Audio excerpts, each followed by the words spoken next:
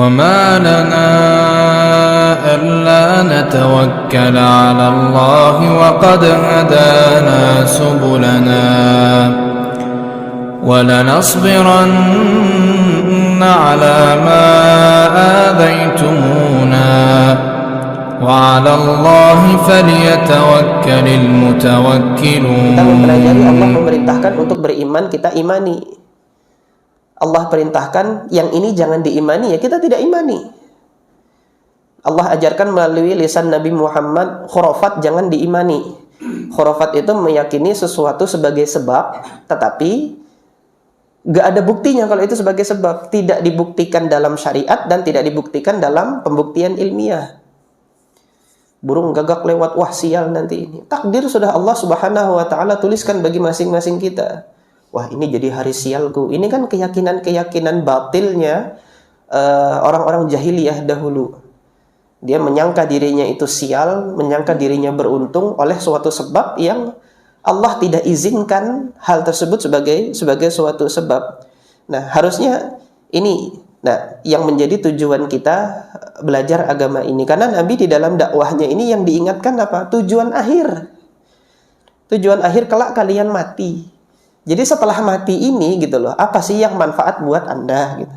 Nah, diingatkan di sini oleh Nabi SAW. Dan nanti setelah mati apa kata Nabi kelanjutannya? Wala tuhasabunna bima ta'malun. Kelak apa yang kalian lakukan itu akan diperhitungkan di hadapan Allah Subhanahu wa taala.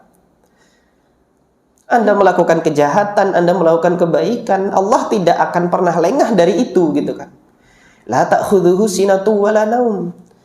Allah Subhanahu wa taala itu tidak pernah dikuasai rasa kantuk dan tidak pernah dikuasai oleh tidur gitulah. Allah enggak pernah tidur. Orang Jawa mungkin mengungkapkannya itu dengan ungkapan Gusti Allah mboten sare, enggak pernah istirahat.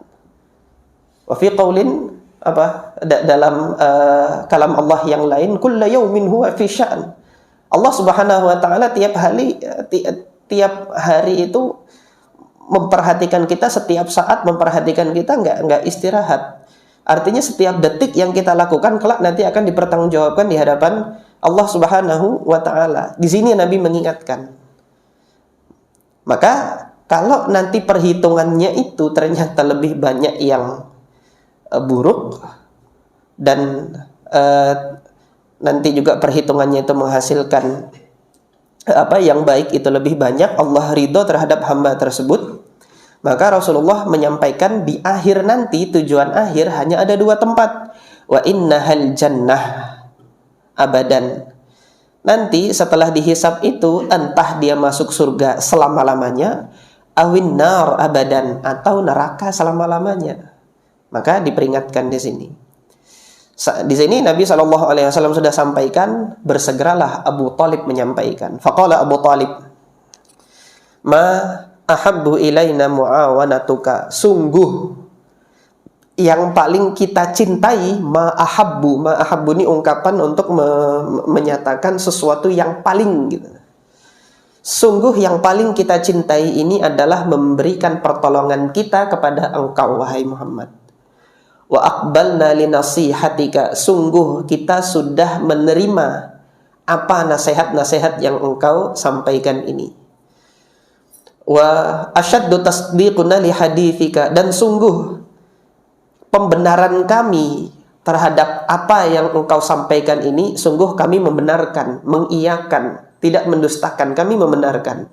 Sangat besar pembenaran kami terhadap engkau, terhadap apa yang engkau sampaikan ini.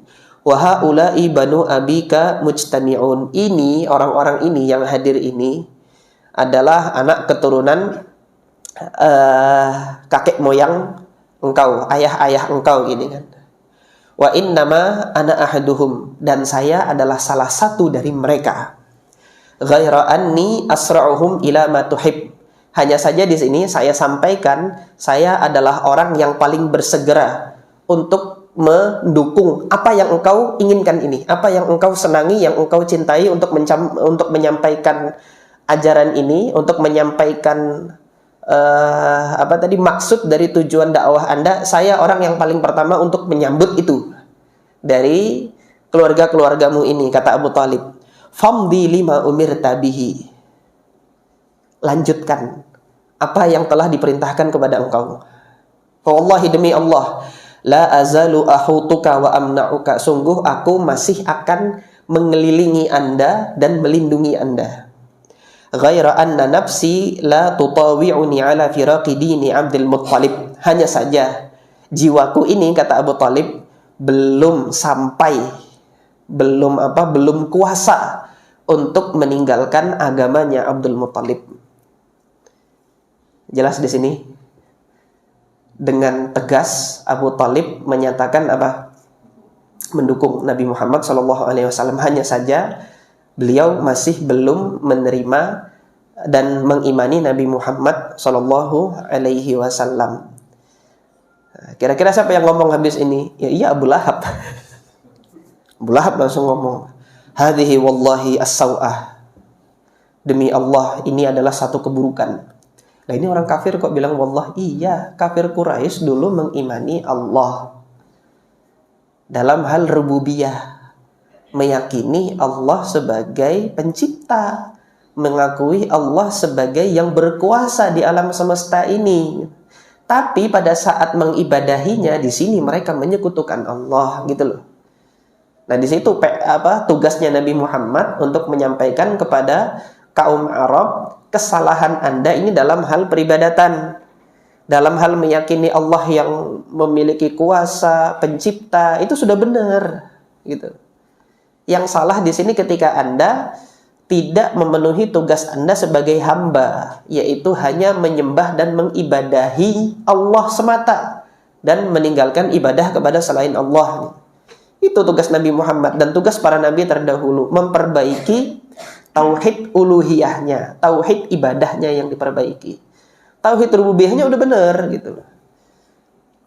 Nah, tauhid rububiyah sudah benar, tauhid uluhiyah belum benar, apakah dia muslim? Belum, masih kafir. Jadi perbaiki tauhid uluhiyahnya baru muslim, gitu. Hadhihi wallahi as-saw'ah. Khudhu ala yadayhi. Cegah dia. Dihasut lagi keluarga-keluarga yang lain supaya apa? Untuk mencegat. Qabla an ya'khudhahu ghairukum. Sebelum nanti orang-orang selain kalian yang mencegah Muhammad ini. Langsung disambut lagi dengan Abu Talib. Wallahi, demi Allah, lanamna'ahu ma baqina. Selama saya masih hidup, saya akan melindungi dia. Ingat nanti. Gak bisa ngomong apa-apa lagi sudah Abu Lahab. Karena yang paling tua di keluarga itu Abu Talib pada saat itu. Dan Abu Talib yang paling dekat nasabnya dengan Nabi Muhammad, karena Abu Talib ini kakaknya Abdullah, sebapak seibu. Sebapak seibu, gitu kan. Nah, sama Abu Lahab memang saudaranya Abdullah, bapaknya Nabi Muhammad itu, tapi beda ibu, gitu. Makanya kok jaraknya itu agak jauh karena beda ibu, gitu. Jadi rasa sayangnya kepada Nabi Muhammad itu nggak seperti rasa sayangnya Abu Talib kepada Nabi Muhammad. Karena meskipun sebapak tapi beda ibu. Nah, setelah mendengar ada dukungan dari Abu Talib, ini tadi yang saya sampaikan sebelumnya, lihat bagaimana Allah menolong dakwah. Allah menolong dakwah ini meskipun dari orang yang bukan muslim. Ini banyak terjadi hari ini. Allah Subhanahu wa ta'ala memberikan perlindungan ternyata bukan dari saudara kita muslim. Dan Allah Subhanahu wa ta'ala punya hak prerogatif untuk menjadikan si penolong ini dapat petunjuk atau tidak. Itu hak Allah Azza wa Jalla. Tetapi ini Allah Subhanahu wa ta'ala juga punya cara bagaimana dakwah Islam ini bisa tersampaikan, bagaimana dakwah Islam ini bisa bermanfaat bagi umat. Dan Allah Subhanahu wa ta'ala selalu menjadikan dakwah dimanapun itu ada rintangannya. Dan ini pelajaran kita lihat, yang merintangi dakwah itu justru orang dekat sendiri, keluarga sendiri. Jadi nanti ketika masing-masing dari kita menyampaikan dakwah atau menyampaikan ajaran Islam kita ini, pasti nanti di dalam keluarga kita itu ada yang Allah jadikan mendukung dan ada yang Allah jadikan menentang. Itu semuanya adalah ujian bagi kita, apakah kita diam atau tetap lanjut. Ini model pertolongan Allah yang diberikan kepada Nabi Muhammad untuk menyampaikan dakwah terang-terangan. Sampai di sini, ini adalah dalil untuk kebolehan perlindungan politik terhadap suatu dakwah. Gitu. Perlindungan politik. Politik itu apa sih? Politik itu kekuasaan, pengaruh. Orang yang punya pengaruh, orang yang punya kekuasaan, ketika nanti melindungi suatu dakwah, ini dibenarkan atau disalahkan dalam syariat? Dibenarkan. Kalau sampai pada batas kekuasaan dan politik tersebut tidak mempengaruhi syariat Allah. Tidak intervensi terhadap syariat Allah. Tidak intervensi terhadap mana yang halal dan mana yang haram. Artinya ketika disampaikan dakwah ini yang halal, katakan halal itu halal meskipun bertentangan dengan kepentingan si penguasa, meskipun bertentangan dengan kepentingan orang yang memiliki kekuatan politik, gitu loh. Dalilnya apa? Ya Abu Thalib ini. Abu Thalib kan pernah, nanti akan kita baca ini, pernah melakukan intervensi terhadap dakwahnya Nabi Muhammad karena dibisiki sama petinggi-petinggi Quraisy yang lain. Abu Thalib, tolonglah. Ini nih anak kemenakanmu sendiri. Kamu sendiri yang bisa cegah dia gitu kan. Dikasih tahu Nabi Muhammad gini gitu kan supaya berhenti gitu kan. Ini orang-orang Quraisy datang kepadaku, tolonglah wahai anak saudaraku ini, berhentilah dari dakwah ini. Mereka mau kasih apa? Kamu tuh mau wanita paling cantik di Mekah jadi dikawinkan kamu. Kalau kamu memang mau jadi raja, pimpinan di Mekah, kami jadikan kamu raja. Tapi tolong berhenti nih dari dakwah ini. Pernah intervensi seperti itu. Apa kata Nabi? Kalau nanti mereka jadikan, andai kata pun mereka itu membelenggu tangan kanan saya ini dengan matahari, dijadikan segel. Matahari itu jadi segel, itu tangannya nggak bergerak ini. Bukan hanya besi, rantai besi gini tapi matahari pun kalau mereka sanggup taruh di tanganku gitu kan. Kemudian tangan kiri itu disegel pakai bulan. Kalau mereka sanggup ambil bulan untuk nyegel tangan kiriku supaya aku diam ini. Demi Allah aku nggak akan berhenti dari menyampaikan dakwah ini. Maka dengar ketegasan itu, kata Abu Thalib ya sudah, lanjutkan. Abu Thalib itu dukung gitu loh.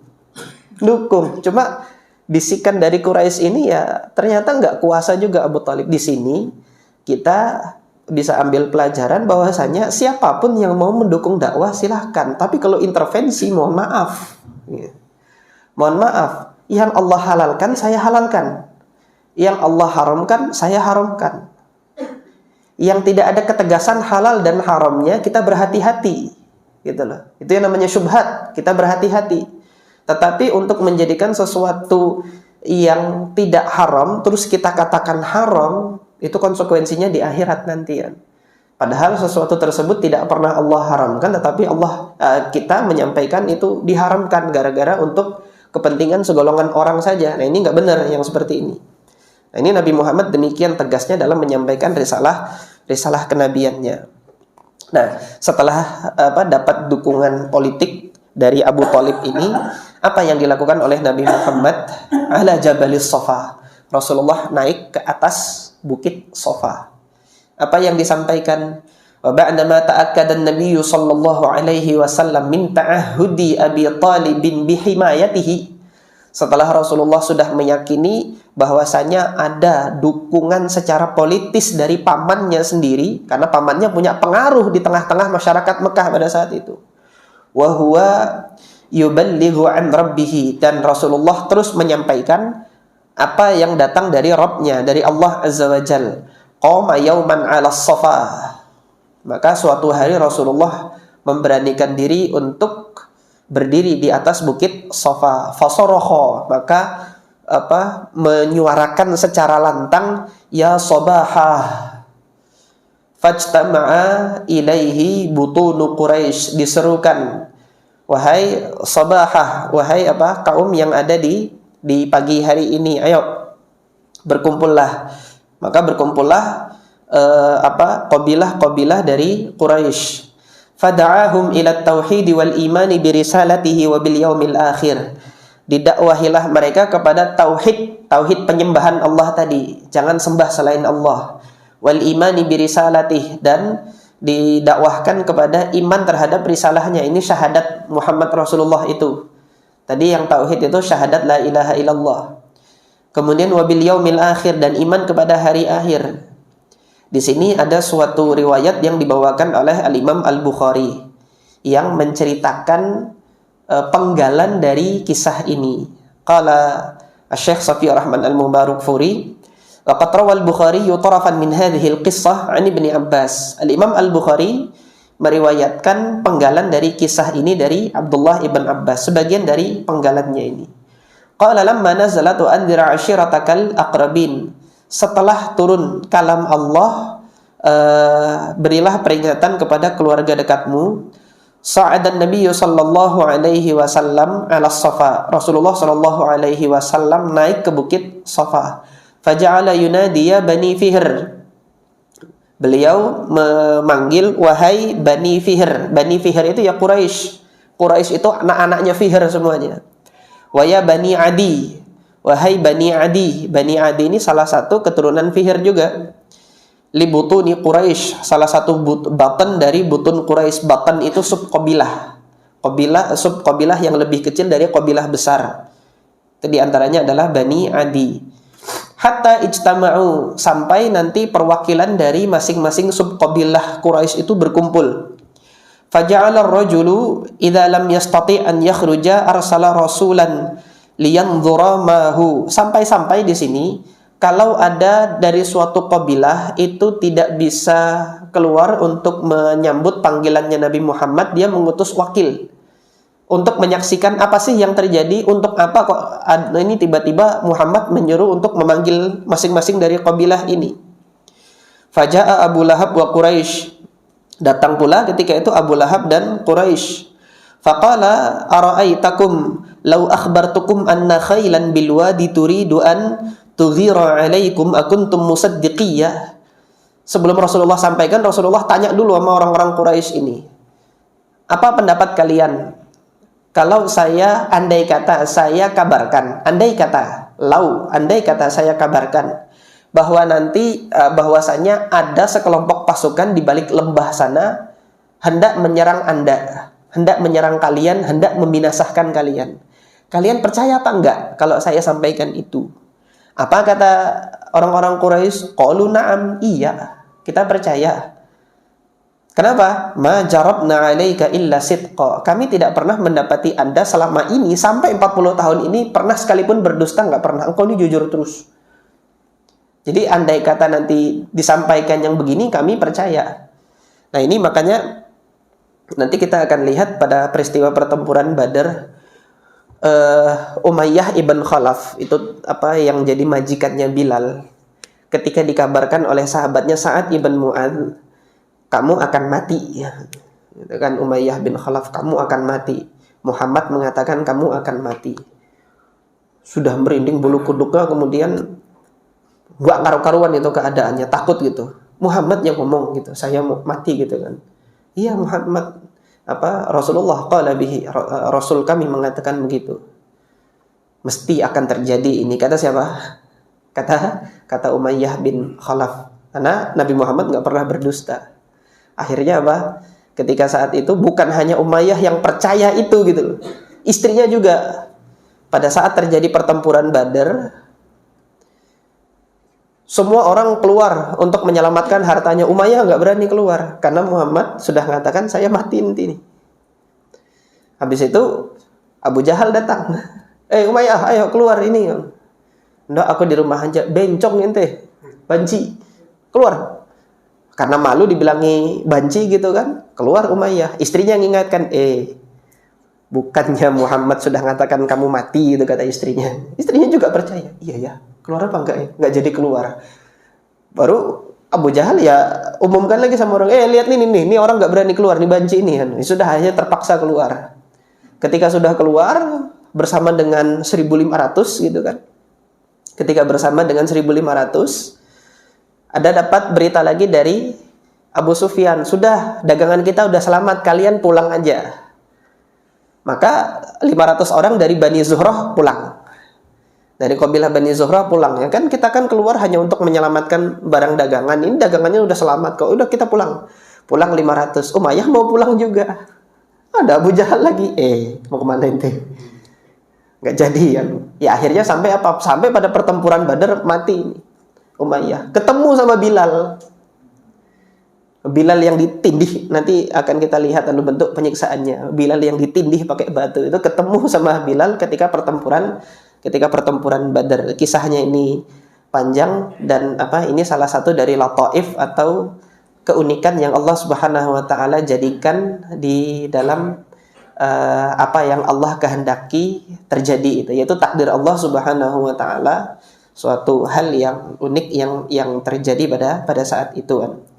Nah, ini kita tidak pernah mendapati engkau ini kecuali jujur gitu.